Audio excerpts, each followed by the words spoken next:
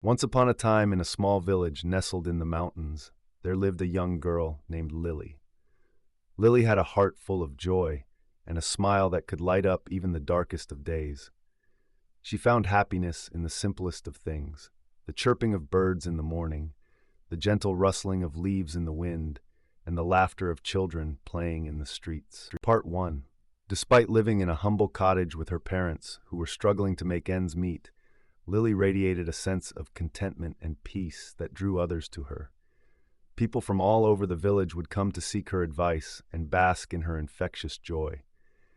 Her presence alone seemed to lift the spirits of those around her, and soon she became known as the village's joyful Lily.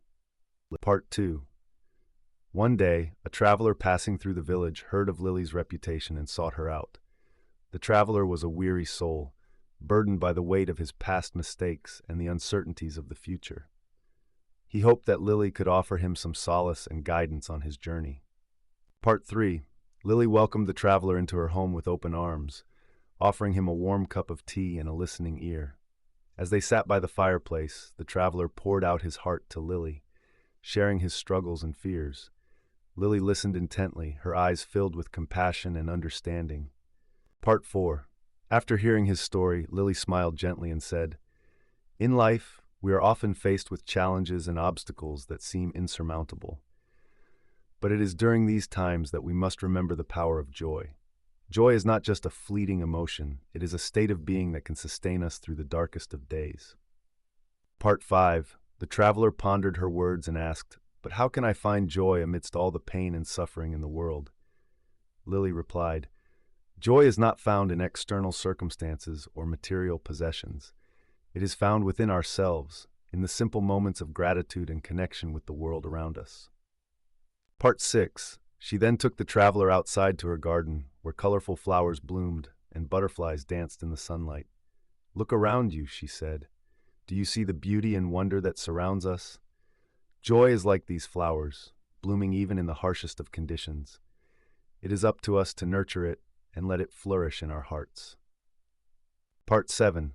The traveler sat in silence, taking in the sights and sounds of nature around him.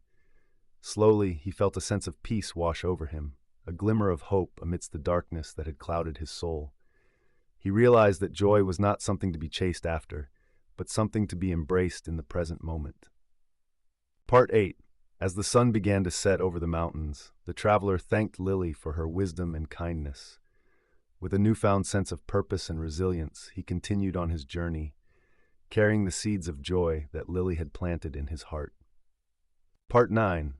In the days that followed, the traveler found himself looking at the world with fresh eyes, finding joy in the simplest of things: a kind gesture from a stranger, a breathtaking sunset, the laughter of children at play. He understood that joy was not just a destination to reach, but a journey to be embraced every step of the way. Part 10. And so, the traveler's path was forever changed by his encounter with joyful Lily. He learned that true joy comes from within, from cultivating a heart full of gratitude, compassion, and love.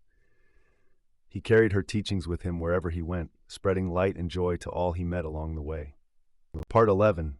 As for Lily, she continued to live her days in the village, sharing her joy and wisdom with all who crossed her path. Her simple yet profound message echoed through the mountains, reminding others that joy was not just a feeling, but a way of life, a beacon of hope in a world filled with darkness. Part 12. And so, the village of joyful Lily remained a place of peace and harmony, where the light of joy shone brightly in the hearts of its inhabitants.